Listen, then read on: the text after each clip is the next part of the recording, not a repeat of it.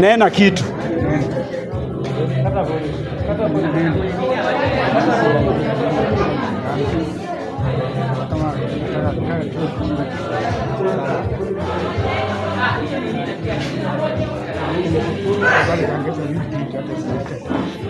Mungu akijalia.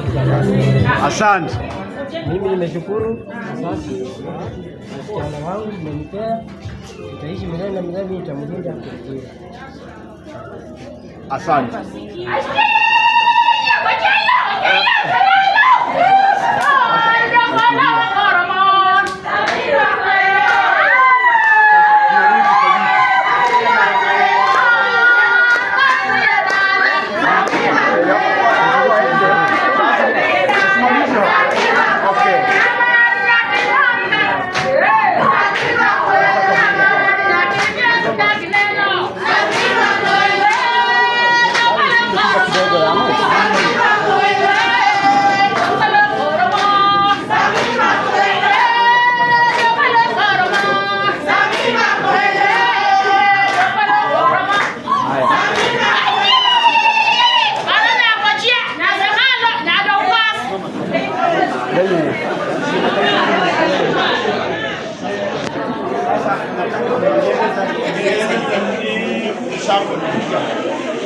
Watambea tu kuja hivi.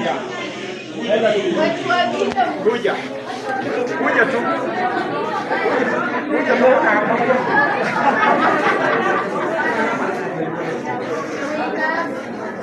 Nako mapora yake nuso wewe. Hapo kidogo. Tarakura kukanene. Some.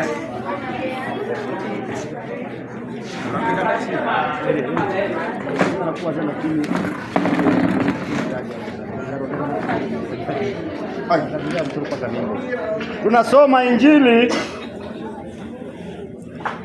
akasema kwa sababu hiyo mtu atamwacha babaye na mamaye,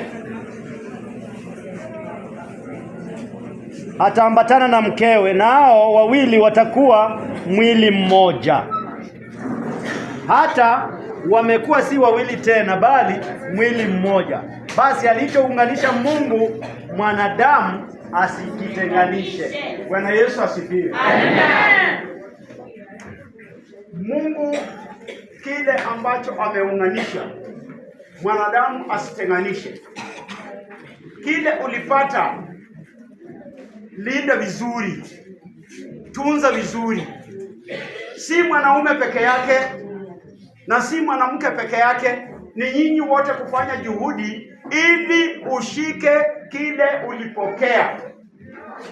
Ukitaka Mungu abariki kile ulipokea, wewe ndiye utauliza Mungu, na kama umesimama imara, Mungu atakupatia riziki vile apendavyo. Bwana Yesu asifiwe. Wakati Mungu alitaka nyinyi muishi pamoja, jambo la kwanza ambalo alifanya, you have been in marriage before the wedlock. Lakini kitu Mungu amefanya kizuri, amewapa watoto, hata wengine amewapa wajukuu, na anasema ya kwamba kuanzia leo baraka zitakuwa kwa watoto, zitakuwa kwa wajukuu, na zitakuwa kwenu na hata majirani. Bwana Yesu asifiwe.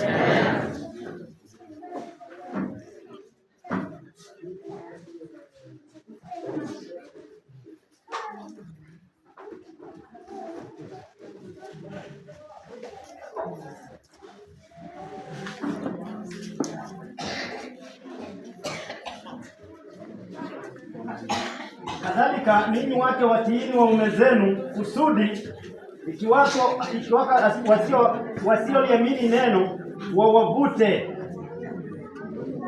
wakautazama mwenendo wenu safi na wahofu.